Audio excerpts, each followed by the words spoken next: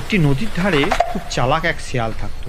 প্রতিদিন সে নদীর জলে নিজের মুখ দেখতো আর বলতো, হায় হায়, আমি তো জঙ্গলের সবচেয়ে হ্যান্ডসাম। নদীর নিচে শুয়ে থাকা একটা কুমির এই কথা শুনে শুনে বিরক্ত হয়ে উঠেছিল।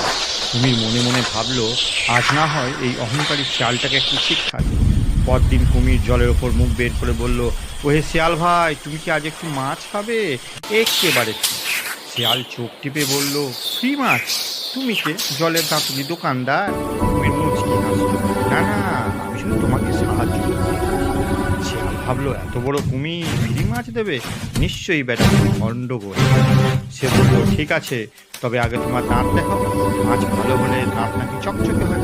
তুমি দাঁত দেখাতে শিরায় বলে উঠলো, আরে এ তো মাছ নয়, আমাকে খাওয়ার দাঁত, জমকালো চেহারা। কুমির লজ্জা পেয়ে একটু পেছোতে গেল।